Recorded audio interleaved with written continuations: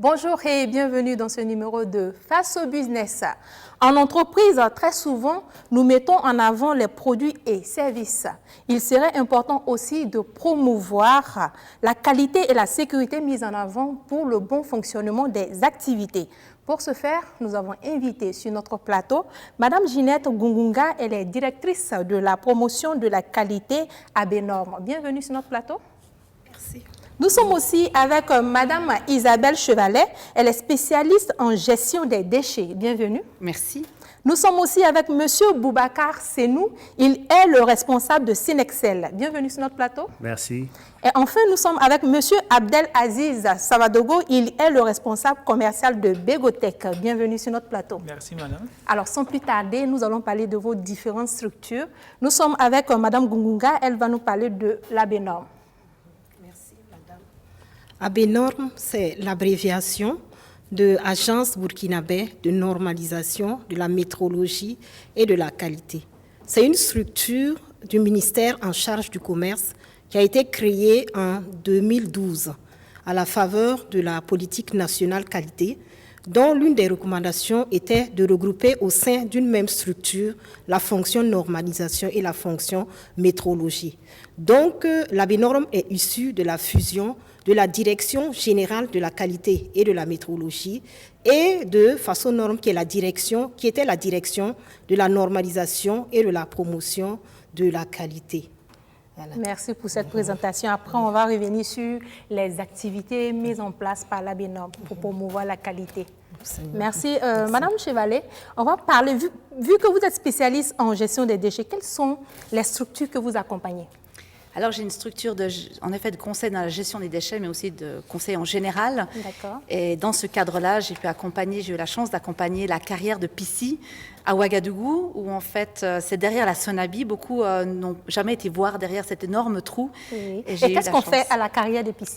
La carrière de Pissi, on va casser les rochers qui sont en bas, il faut les remonter, les casser en petits morceaux et finalement, c'est ce que vous allez utiliser pour construire votre maison, par exemple. D'accord. Et là, il y a beaucoup de choses à faire. Exactement. On va revenir sur tout ce que vous avez pu mettre en place pour faciliter la tâche aux travailleurs. Monsieur Senou, on va parler de Synexcel. Oui, merci. Synexcel, c'est un laboratoire d'analyse environnementale et d'inspection de la qualité. D'accord. Ouais. On va revenir sur les offres. Et enfin, Monsieur Savadogo va nous parler de Begotech. Alors, merci. Je vous remercie pour l'invitation.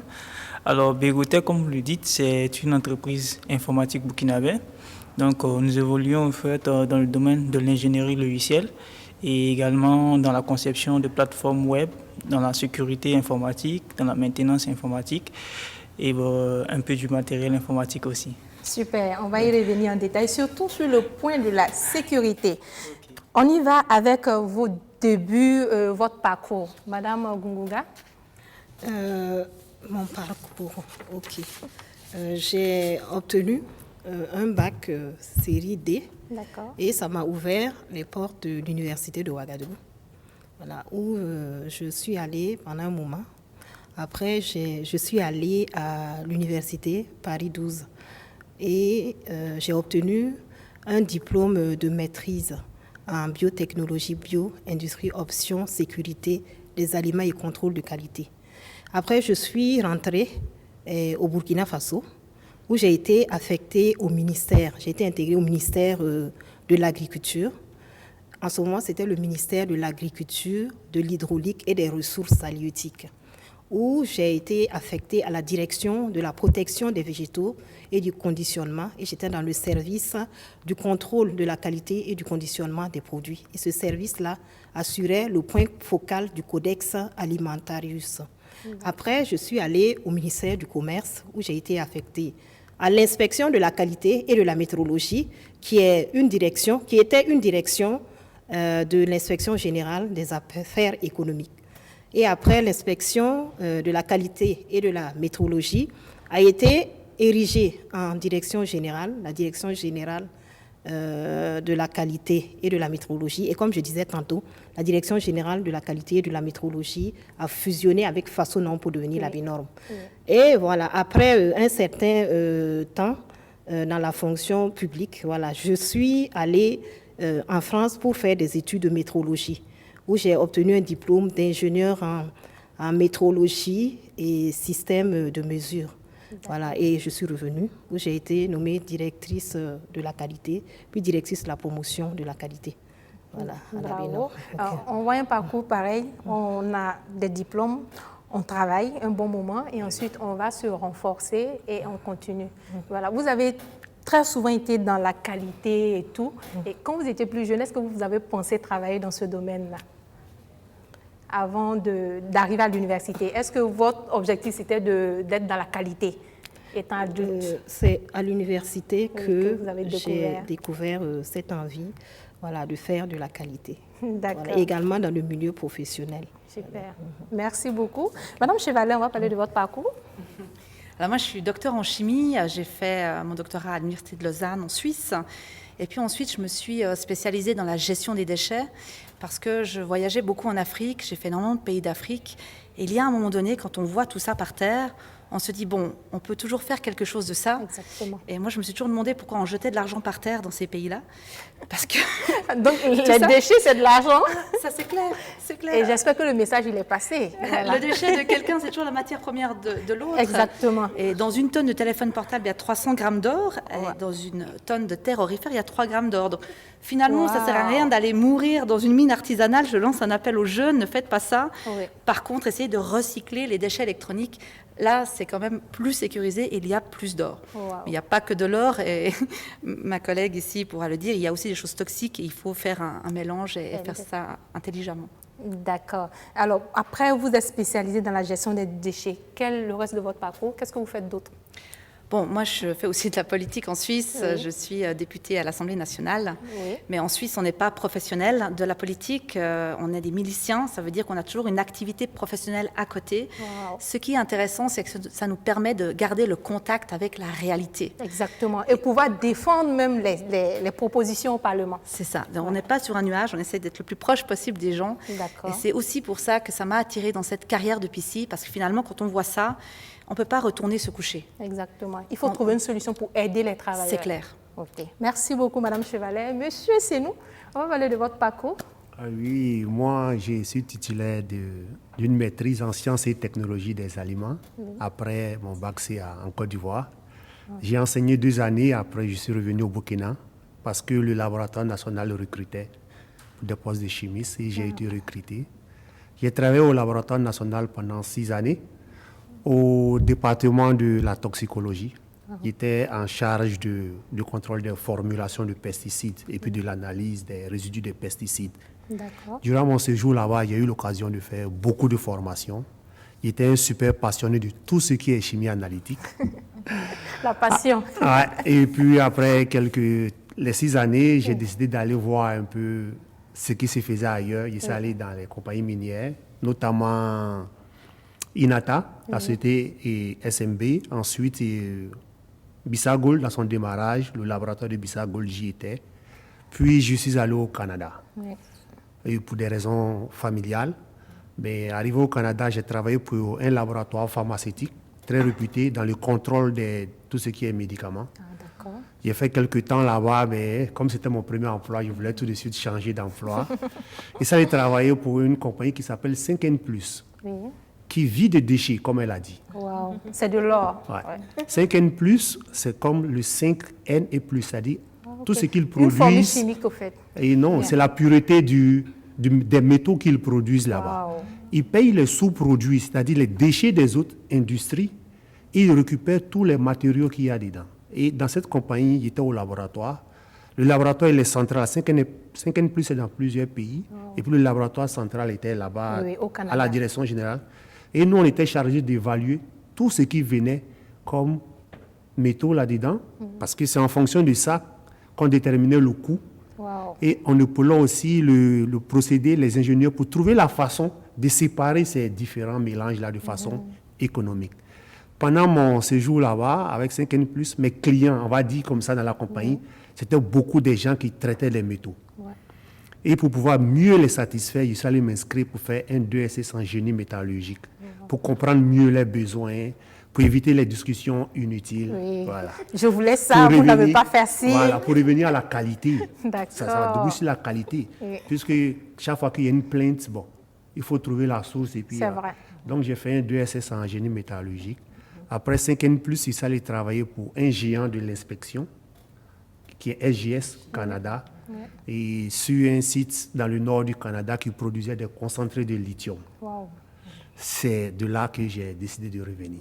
On va sûrement y revenir. Partager l'expérience de tout ce qu'on a acquis au Canada et on le met au service voilà, de notre pays. Exactement, puisque des échantillons qui étaient ici Oui. pour aller au Canada pour se faire analyser. Wow. Et c'est nous. Quand je dis c'est nous, c'est les Maghrébins et puis les Africains Oui. du sud Qui du traitaient Sahara en fait. qui travaillent dans les laboratoires là-bas D'accord. majoritairement. Wow. Donc je me suis dit, OK, viens offrir le service sur place. Sur place, oui. Et puis, Non seulement ça va réduire même les charges et vous êtes en contact direct avec les clients. Et ça passe. exactement. Ouais. Merci beaucoup, Monsieur Senou. On va écouter le parcours de Monsieur Savadogo. Alors, merci.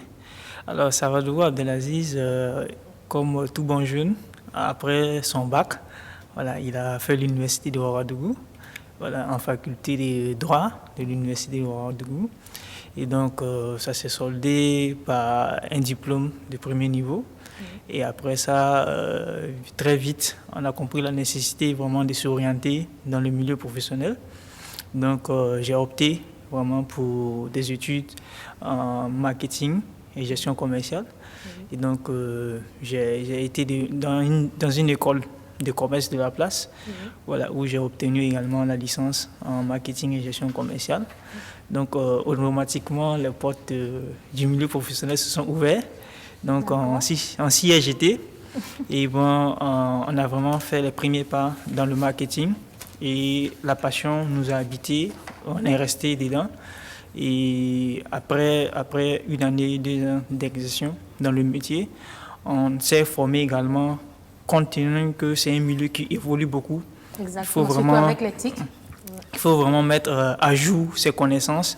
Donc c'est pourquoi nous avons fait une certification Google numérique qui nous permet aussi de pouvoir maîtriser l'univers digital.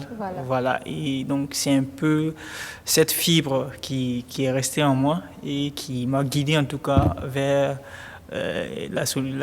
l'entreprise Begotech, où voilà, j'exerce cette passion du métier d'abord et puis la passion de la technologie au fait.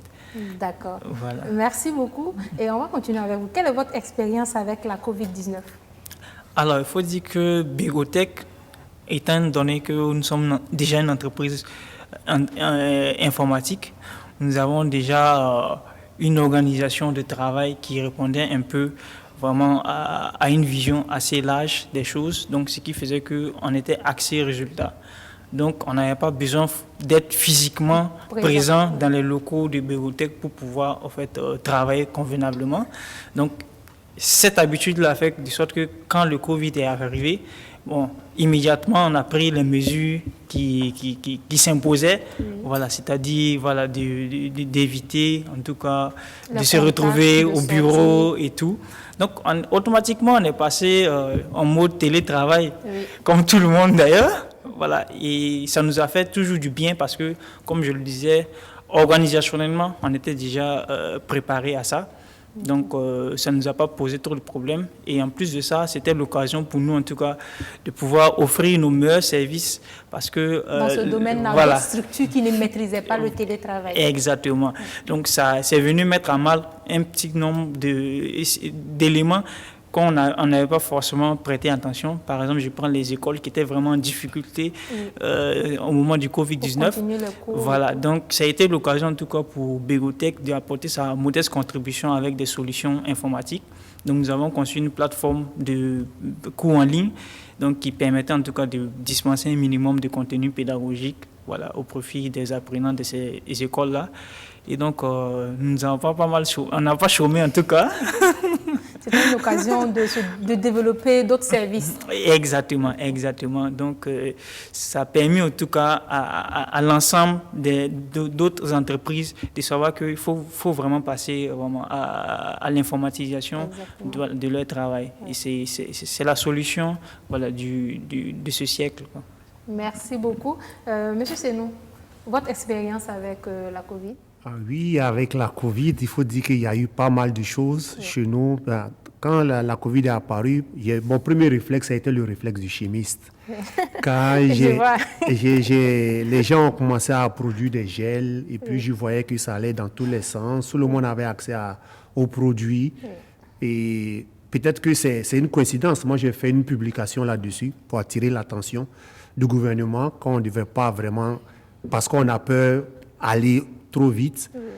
Mais c'était une sorte de phobie au fait au voilà, début. il faudrait qu'on laisse les gens du domaine produire. C'est quand même des produits chimiques, ou bien contrôler ou bien encadrer ça. Mais heureusement, dès le lendemain de ma publication, j'ai vu une note du ministère du Commerce qui sortait et qui indiquait que l'ABNORM, le laboratoire national, et puis une firme de production de médicaments était quand même en charge de ça. Et ça m'a rassuré. J'ai été reconnaissant et je suis reparti sur le site pour dire, écoutez, le gouvernement a pris des mesures rapidement. Donc, il faut respecter. Voilà. Peut-être que c'est juste une coïncidence, mais bon. Mais c'est une belle coïncidence. Voilà. Okay. Ensuite, nous, dans notre fonctionnement, Senexcel, c'est un laboratoire qui est jeune au Burkina Faso. Donc, on n'est pas encore super débordé. Donc, on a tout simplement, on a mis une équipe de rotation au laboratoire pour ne pas qu'on soit tous là. Et seulement quand il y avait des échantillons à traiter, ce n'était pas une seule personne qui devait rester, minimum 2, pour des raisons de sécurité si quelque chose arrive. Il y a eu ça, mais ça nous a posé les questions de toute la logistique, en fait. Parce que les laboratoires, ce n'est pas comme n'importe quelle entreprise. On a des équipements souvent lourds. Ceux qui peuvent dépanner ces équipements-là ne sont pas au Burkina. Donc, on a eu un souci d'équipement, mais l'intervenant ne peut pas venir. Vu que les frontières sont fermées, les aéroports sont fermés. Ça a été un vrai problème, par exemple. Mais l'autre truc positif, c'est que ça fait que les équipementiers ont mis beaucoup de formations en ligne. Donc, il y a pas mal de choses normalement, ils se déplaçaient pour le faire en facturant. Mais qu'ils ont mis sur leur plateforme, qu'on avait accès de façon gratuite pour garder aussi les clients. Exactement. Et ça, presque chaque semaine, j'avais au moins une formation d'1 heure en ligne que je suivais. Donc, ça, c'est notre expérience de la COVID. Quant aux mesures de protection, c'est comme tout le monde. On a suivi masque, les règles gel, les mesures barrières. C'est ce que j'avais à dire. Merci. Madame Chevalet? Oui, mais comme l'a expliqué M. Sawadogo, je crois qu'on est beaucoup à être passé au télétravail. On a découvert tout plein de logiciels que je ne nommerai pas. Voilà, on s'est tous trompés en allumant pas le micro, en allumant pas la caméra. Ou en prenant la parole sans lever la main. Voilà, on a fait une formation accélérée dans ce système-là. Et je pense que c'est une très bonne chose parce que le télétravail peut vraiment amener énormément de bonnes choses à la société. Quand on voit que les rues ici, elles sont vraiment bourrées aux heures où les gens montent ou descendent. Aux heures de descente surtout, c'est pas facile. Finalement, si une partie peut être en télétravail, si on se dit je fais 1 ou 2 jours en télétravail à la maison, ça va soulager aussi. L'environnement même va respirer, les carburants, les échappements et tout. Donc, je pense même qu'on peut continuer avec cette technique-là. Je pense que ça a été mis en place maintenant et puis il faudrait arriver. Mais alors, c'est clair que la carrière de PC ne va pas pouvoir le faire en télétravail. Là, ça va être plus compliqué. C'est pas facile. Donc, on a découvert cette nouvelle manière de faire, mais ça aussi, c'est limite. Et puis, je pense que ça n'empêchera jamais le palabre autour d'une bonne bière. Et du coup, je pense que là aussi, il y a des choses. La bière en télétravail, là, en réunion, c'est plus compliqué. Oui, c'est compliqué. OK. Merci beaucoup, Mme Chevalet. Et à l'ABNORM, quelle expérience vous pouvez partager avec nous? Étant donné que l'ABNORM est une structure en charge de la mise en œuvre de la politique nationale en matière d'infrastructure qualité, notamment la normalisation, la métrologie, le contrôle de la qualité et la promotion de la qualité. Elle intervient beaucoup dans la réglementation et la protection du consommateur. Donc, l'ABNORM a été fortement sollicitée lors de cette période de la pandémie à coronavirus. Voilà. Il y a eu des actions qui ont été menées, notamment l'élaboration des normes sur les gels et les solutions hydroalcooliques, et également l'élaboration des normes sur les masques. Voilà. Les produits phares. Voilà. Généralement, les normes sont vendues. Voilà. Mais la contribution de l'ABNORM à la lutte contre et la Covid-19, c'était de fournir de façon gratuite les normes. Donc, ça veut dire que dès que quelqu'un a besoin de normes sur ses produits, le gel et solutions hydroalcooliques ou bien les masques, là, voilà, il peut prendre possession de cela à la norme. Également, il y a eu des actions de contrôle des fabricants de solutions et gels hydroalcooliques, également des fabricants de masques. Ça a été l'occasion de sensibiliser les consommateurs, les producteurs sur l'importance de la production et de l'utilisation des solutions et gels hydroalcooliques et également des masques en fait de bonne qualité, c'est-à-dire conformes aux normes qui ont été édictées. Voilà. Également, nous avons vécu l'expérience du télétravail et il y a même un conseil d'administration de la norme qui a été réalisé par le biais en fait du télétravail. Et vraiment, c'était une réussite. Voilà. Voilà. Également, il y a eu l'observation des autres mesures, voilà, l'utilisation du gel, des masques. Voilà. Il y avait aussi un système de rotation qui était appliqué de sorte que les gens ne se retrouvaient pas au sein d'un même bureau, voilà, ensemble.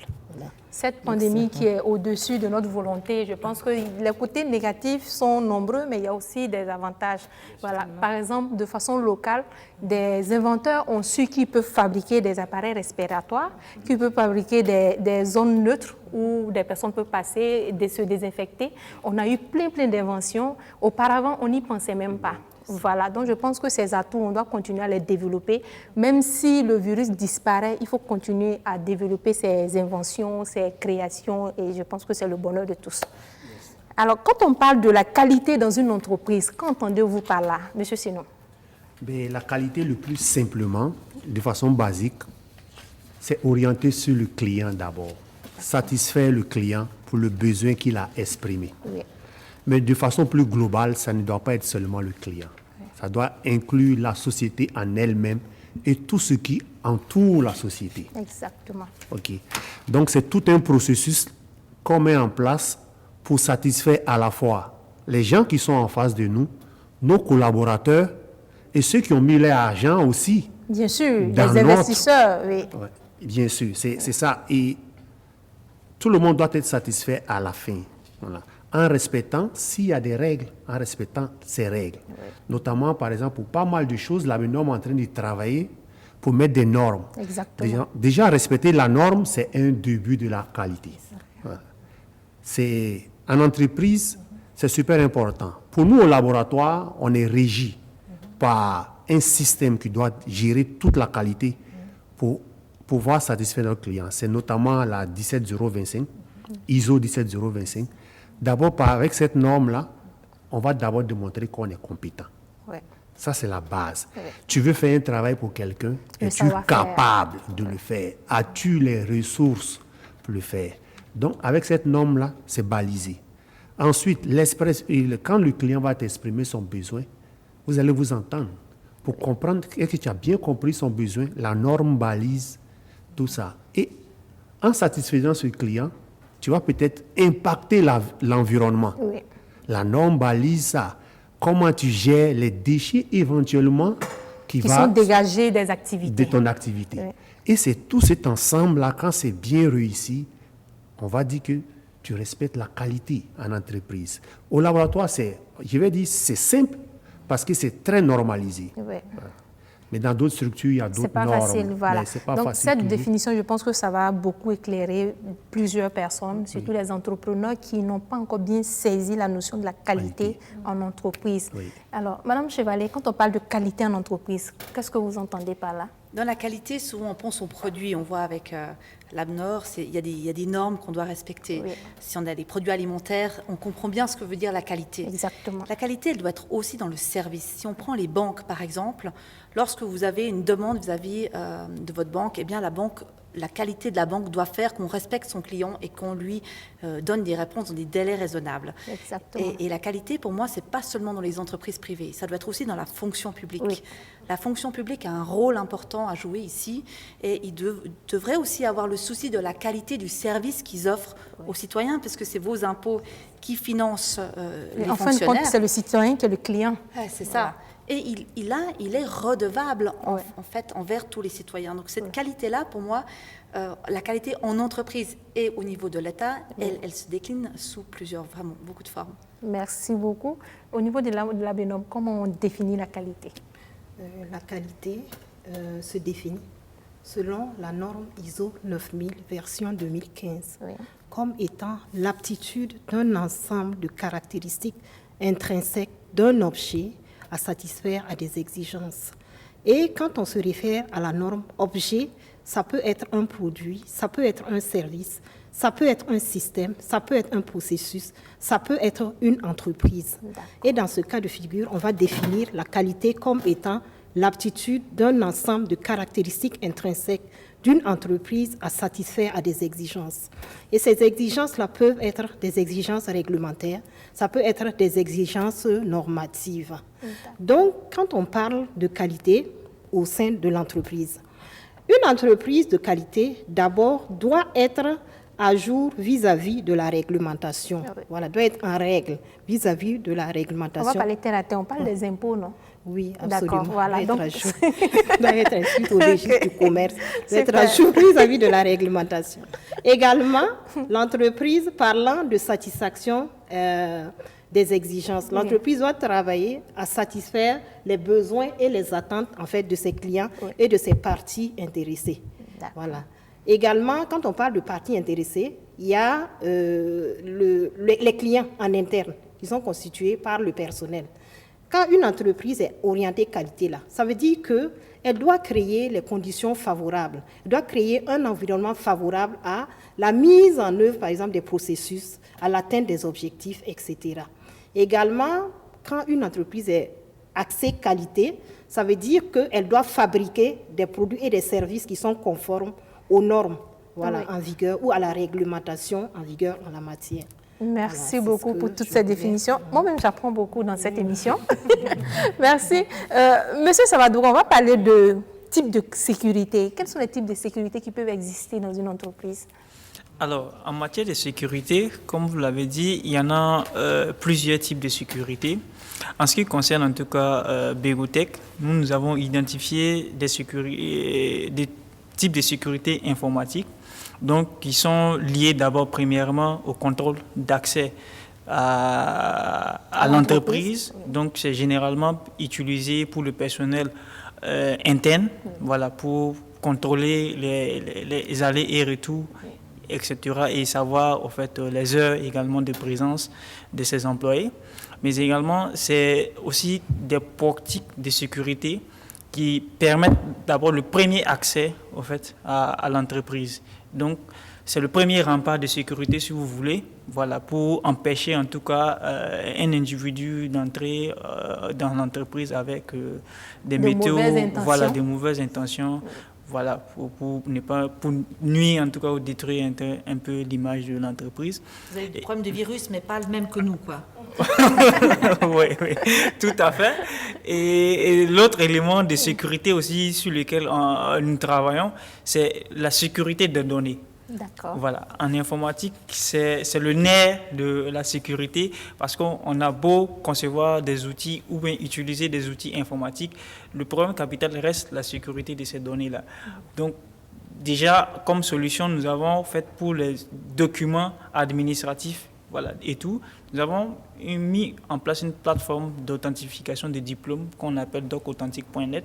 Si vous y alliez, vous aurez la possibilité en tout cas d'authentifier, de vérifier l'authenticité d'un diplôme, voilà, ou bien d'un document quelconque que vous avez en votre possession. Bien sûr, il faudrait que ce document-là puisse suivre, comme on le disait, les normes de sécurité. Oui. Voilà, parce que tout est une question de sécurisation. On a vu récemment qu'il y avait des courriers du SIG, Service d'information du gouvernement, qui fuitaient. Oui. Donc, c'est parce que le document n'était pas en réalité sécurisé que les gens ont pu divulguer ça comme ça. Mais s'il y avait des composantes de sécurité, ça allait être plus difficile à reproduire ces documents-là. Donc, c'est également un élément très important pour les entreprises qui vraiment minimisent un peu le problème, mais c'est très important. Et aussi, l'autre aspect de ça, c'est la sécurité des données qu'on échange à l'intérieur de l'entreprise. Donc, les données internes. Et les données internes, comme vous le dites. Donc, c'est très important d'avoir une structure informatique qui va s'occuper de la gestion de ces données-là. Parce que vous pouvez minimiser ces données-là pensant que c'est des données qui ne peuvent pas servir à autre chose, mais derrière, vous ne savez pas l'usage que les personnes mal intentionnées peuvent faire voilà, de ça. Donc, c'est pourquoi la sécurité vraiment des données est recommandée. Et enfin, l'autre sécurité qu'on peut ajouter, c'est éventuellement les sécurités traditionnelles qu'on a. Oui. Voilà. Donc, des personnes pour garder à la porte, voilà, on appelle très souvent des vigiles. Exactement. Donc ça, c'est la sécurité vraiment traditionnelle, mais la sécurité évolutive à nos jours, c'est vraiment la sécurité informatique qui offre vraiment de plus en plus de solutions innovantes à moindre coût et puis qui sont très faciles d'utilisation en fait. D'accord. Mais vous pensez que ces sécurités-là peuvent remplacer ces personnes-là, la sécurité traditionnelle? Je pense que ça reste toujours complémentaire.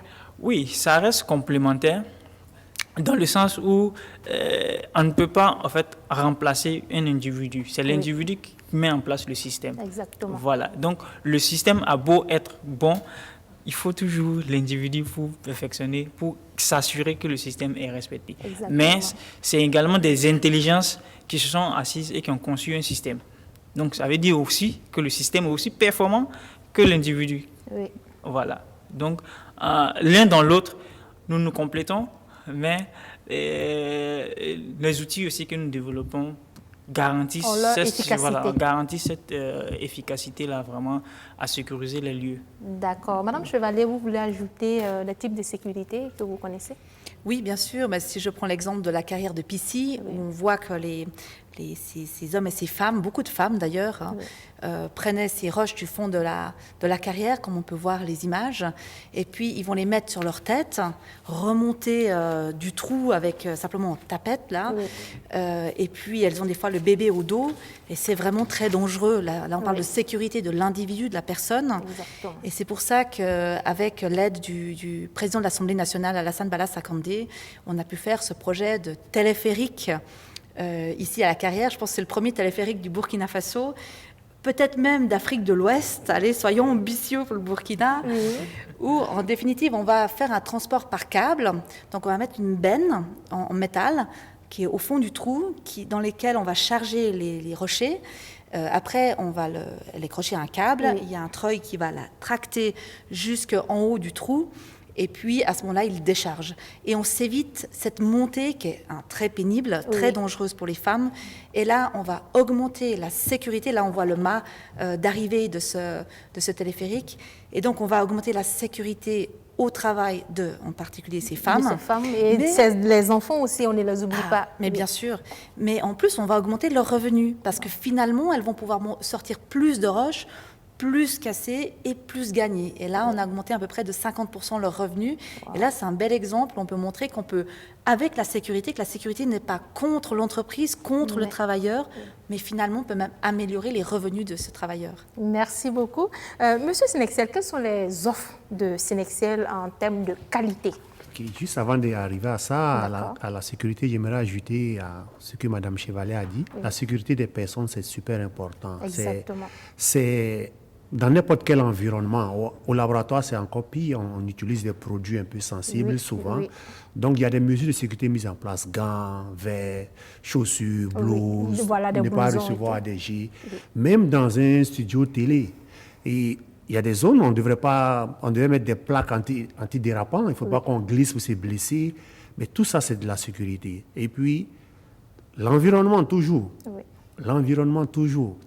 Ce qu'on génère comme déchets, la madame qui cuisine, qui finit de braiser le poisson, ou bien qui a nettoyé, il ne faudrait pas qu'elle jette ça juste dans le premier égout qui passe. Tout ça, c'est la sécurité.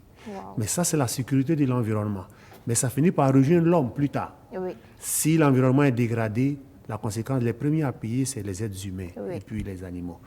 Quant aux offres de Senexel en matière de qualité, il faut dire que chez nous, la qualité, c'est plutôt un état d'esprit même, au lieu que ce soit juste des procédures. C'est-à-dire, même si quelque chose n'est pas écrit, il faut être conscient que, OK, ce n'est pas écrit, mais il faut le prendre en compte. Mais c'est important. C'est important. Et ensuite, tu peux l'écrire, parce que tu peux être en train de faire quelque chose. C'est la qualité, il faut vraiment le voir au-delà des petits gestes.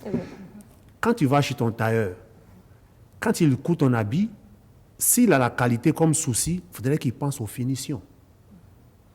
Pour que demain, quand tu es satisfait, tu peux revenir. Les femmes sont toujours victimes de ça. Voilà. Ok, à Sénexel, nous, c'est notre premier leitmotiv. Ouais. Satisfaire le client dans les règles de l'art. Et on n'est pas ISO encore. Ça prend tout un processus. Oui, mais c'est en cours, je pense. Oui, Voilà. Ok. mais on travaille comme si demain, un auditeur va débarquer chez nous pour nous poser des questions. Donc, on offre ça aux clients. Et on analyse les eaux, Oui. les eaux de boisson. Nous, on analyse tout ce qui est métaux. Je sais que c'était en revenant au Burkina, c'était l'objectif premier. Parce qu'il y avait pas mal de laboratoires qui avaient des soucis avec l'analyse des métaux. Oui. Donc, nous, on voulait vraiment se focaliser sur les métaux. D'accord. Les gens sont venus, ils nous ont essayé. Parce que pour moi, c'est la première règle. Essaie-moi et puis ensuite, on va s'en reparler. Oui. Quand ils m'ont essayé, ils ont dit, bon, OK, on veut que tu fasses les autres paramètres. Bon, ça a été un problème puisqu'on n'avait pas prévu ça, il fallait encore réinvestir. Donc, on offre la qualité des analyses selon les règles de l'art, comme si on était ISO, des délais, des excellents délais comparés aux autres laboratoires ici au Burkina. Et puis, on offre des packages d'analyse. Au lieu de facturer individuellement les analyses aux clients, Et ça revient cher. ça et revient tout. cher. Oui. Et ensuite, une compagnie minière, au cours de la SAMAO, c'est le directeur de l'environnement d'une compagnie minière. Je suis intervenu sur les drainages miniers. Ensuite, il m'a vu à côté, il m'a demandé, est-ce que vous faites les drainages miniers? Il a dit non. Et il m'a dit pourquoi?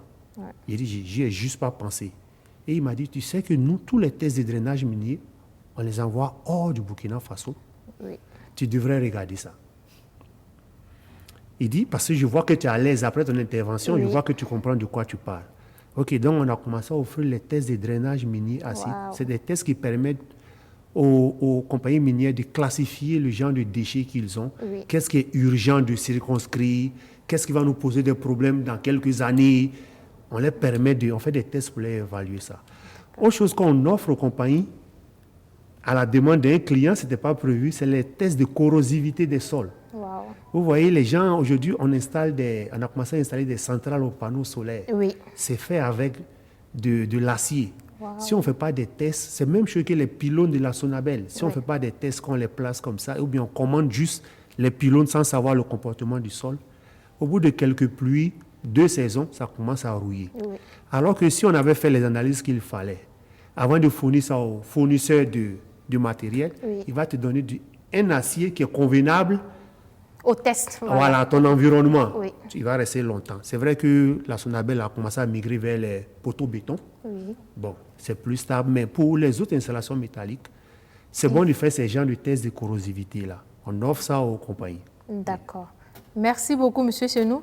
Alors, Madame Ginette, vous allez nous parler des actions de promotion de la qualité au sein de l'ABNOR. Ok.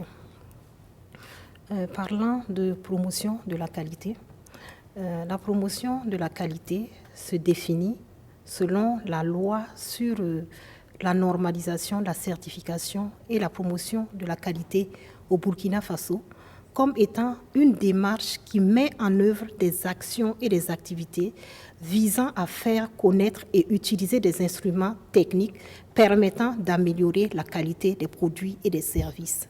Donc, quand on part de cette définition, les actions de promotion de la qualité qui sont déployées par l'ABNOR dans le sens du respect des normes, c'est notamment des actions d'information, de sensibilisation, de formation et d'assistance conseil des entreprises, des acteurs économiques, voilà, dans l'utilisation des normes. Et de façon régulière, il y a des activités de sensibilisation, des ateliers de sensibilisation qui sont réalisés dans toutes les régions du Burkina. Et également, il y a une activité de promotion des normes qui est l'organisation du prix burkinabé de la qualité. Oui. Voilà, le prix burkinabé de la qualité, c'est un concours de promotion de la qualité qui vise à inciter les entreprises à mettre en leur sein en place la démarche qualité. Et lors en fait, du processus organisationnel de ce prix-là, il y a des audits évaluations qui sont réalisés. Et les audits évaluations-là sont faits sur la base d'un référentiel, un référentiel qui a été harmonisé au niveau régional, au niveau de la CEDEAO. Et ce référentiel s'inspire en fait des normes, c'est-à-dire de la norme ISO 9000, qui est relatif aux termes et définitions du système de management de la qualité. La norme ISO 9001, qui est relative aux exigences du système de management de la qualité. Et la norme ISO 9004, qui est relative à l'amélioration des performances du système de management de la qualité. Voilà, donc, entre autres, c'est les actions qui sont réalisées par l'ARBINORM, les actions de promotion du respect des normes. D'accord. Voilà, merci beaucoup. Madame Chevalier, vous avez parlé aussi d'autres actions à Waiguia. Est-ce qu'on peut en savoir un peu plus? Oui, parce qu'en fait, la sécurité au travail, c'est aussi la sécurité de pouvoir s'installer. Aujourd'hui, on forme des jeunes dans des métiers pour la couture, pour le tissage. On les forme et on dit, maintenant, bon, c'est gentil, mais comment je vais pouvoir travailler? Oui. Donc finalement, si on peut le sécuriser en disant, OK, on te fait un petit prêt qui te permet d'acheter le métier à tisser. La sécurité financière, c'est ça? C'est ça, okay. La sécurité financière. Et comme ça, là, c'est une association d'handicapés. Les gens sont formés pendant 4 mois et ensuite, on prend les meilleurs pour pouvoir leur offrir la possibilité de dire, maintenant, fais tes preuves. Mais après, c'est important de rembourser. D'abord, c'est une question de dignité. Oui. J'ai gagné. Cette machine, c'est pas juste cadeau, c'est mon travail qui a permis de financer ça. Oui. Et là, je fais aussi un plaidoyer pour les entreprises ici au Burkina.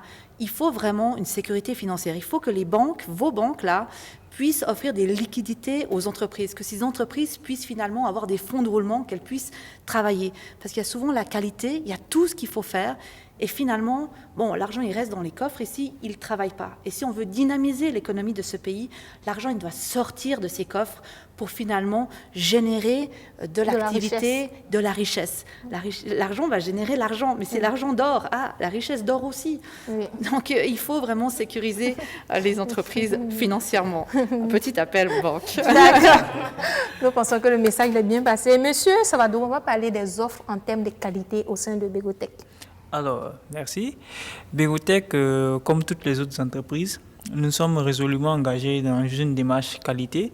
Et pour ce faire, nous définissons en tout cas la qualité comme l'ensemble de notre démarche, de notre processus, jusqu'à la satisfaction du client. Nous savons que nous sommes dans un domaine aujourd'hui de plus en plus concurrentiel. Et notre domaine également demande qu'on conçoive des solutions qui répondent à des normes aussi de sécurité et tout, bien précis. Donc, c'est cet ensemble d'éléments de bactéries-là que nous, en tout cas, on ne ménage aucun effort pour vraiment les utiliser, de sorte qu'on puisse offrir des meilleurs produits et des meilleurs services à nos clients. Et je pense que pour la plupart de nos clients qui ont utilisé au moins un de nos logiciels, ils peuvent nous dire réellement si le produit est de qualité ou pas, parce que je pense qu'on a même installé des logiciels dans des structures où nous-mêmes on a oublié qu'on a installé le logiciel là-bas, tellement ils ne font même pas un retour pour dire que le logiciel, il bug, il fait ci, il fait quoi. Le client, il est satisfait. Il est satisfait totalement, oui. Et par moment, lui-même, il oublie le constructeur du logiciel. Oui. Vous voyez, donc ça prouve à quel point la qualité y est dans ce qu'on conçoit. Oui. Et également, dans notre milieu, c'est catégorisé. Il y a des catégories d'accréditation qu'on a. Et pour le coup, Begotech est déjà a un agrément technique délivré déjà par le ministère de tutelle, le ministère de l'économie numérique. Oui. Et donc, nous sommes en train aussi de vouloir passer à l'étape supérieure, c'est-à-dire au plus grand accréditation qui est l'intégrateur de solutions informatiques.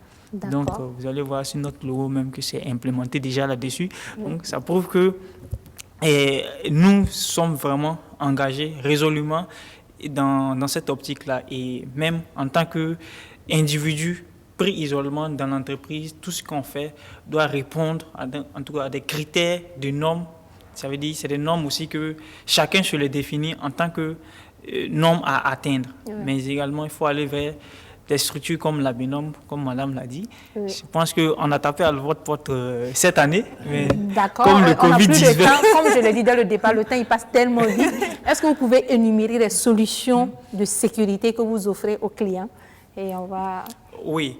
Begotech offre des solutions de sécurité, comme je l'ai dit tantôt, pour l'accès, le contrôle d'accès. Donc, vous avez des pointeuses que nous offrons en tout cas pour contrôler l'accès à l'intérieur de votre... Des employés. Voilà, des employés. Et ça peut être utilisé par les entreprises de GRH et tout. Et également les écoles qui sont vraiment nos cibles préférées parce que c'est des points assez sensibles. Donc, il faut vraiment garantir cette sécurité-là à l'entrée et surtout à l'intérieur des établissements. Donc, pour le coup, ces outils-là sont déjà disponibles. Et en plus de cela, en termes de sécurité du matériel, j'ai oublié de le souligner, c'est très important. Vous avez du matériel informatique qu'il faut sécuriser. Et la sécurité, c'est vrai, elle est soft, mais également, elle est sur le matériel. Oui. Voilà, donc ces solutions de sécurisation-là que nous disponibilisons en tout cas et, aux intéressés qui peuvent vraiment naturellement nous faire appel pour ça. D'accord, merci beaucoup. Le temps passe tellement vite. Madame Gungunga, vous allez nous parler des actions à venir de l'ABNORM. Des actions à venir de l'ABNORM, c'est notamment en matière de promotion de la qualité, c'est le renforcement des actions de formation, d'information, de sensibilisation et d'accompagnement des entreprises en matière d'infrastructure qualité. D'accord. Mais on dirait que vous voulez ouvrir un gros laboratoire. J'ai vu un marché, un appel d'offres passer. Et c'est sur quoi? C'est le laboratoire de métrologie et puis le nouveau siège en fait de l'ABNORM. D'accord, on vous souhaite plein succès pour ça. Madame Chevalier, au sein de votre structure, quelles sont les actions à venir? On va continuer les activités pour essayer d'augmenter cette qualité, cette sécurité. Sécurité dans tous les sens du terme. Et c'est vrai que la sécurité financière, c'est quelque chose qui me tient à cœur parce que c'est le moteur d'un pays, c'est pas l'État, c'est l'économie. Oui. Merci, Monsieur Senou. Et nous, on s'apprête à lancer une grande campagne d'analyse des métaux lourds dans les eaux, tout type, à un coût vraiment faible. Ça sera au mois de septembre. Et tous les producteurs d'eau intéressés pourraient envoyer leurs eaux. Ils vont avoir leur analyse rapidement à un coût extrêmement faible. C'est une campagne pour se faire connaître aussi, pour savoir que cette offre-là est disponible, nous sommes capables de le faire. D'accord. Et ils sont majoritairement dans l'agriculture ou bien ils sont dans quel secteur, les producteurs d'eau? Les producteurs d'eau, non, c'est les eaux de consommation. D'accord. Ceux qui font les eaux en sachet. Ah, ok, super. Exactement. D'accord. Généralement, ici, les gens ne font pas beaucoup d'analyse sur les eaux de l'agriculture, alors qu'on pourrait le faire et on devrait le faire aussi. Il ne faut pas arroser tes plantes avec une eau qui contient peut-être de l'arsenic, ou bien mettre de l'engrais chimique dont les résidus sont remplis de arsenic ou mercure, cadmium.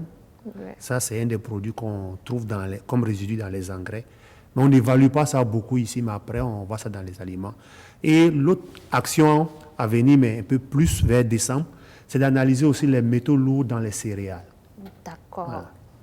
Les céréales qu'on connaît, on aime bien consommer. Oui, on est un gros pays consommateur de céréales. Maïs, mil, on en importe, on nous offre.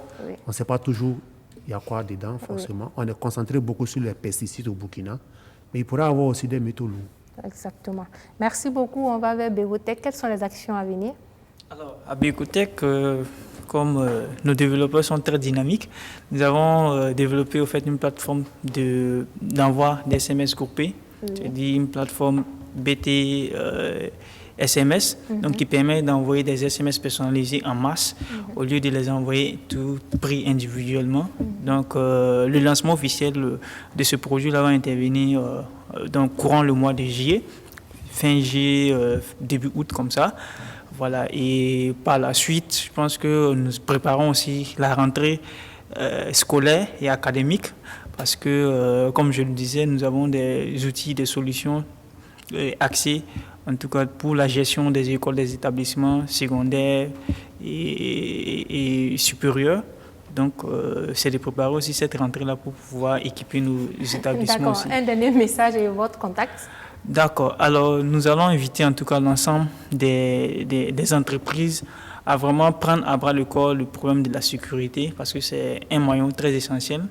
Parce que c'est comme je le disais tantôt, c'est comme si j'étais dans la mer sans un gilet pare-balles. Oui, votre contact.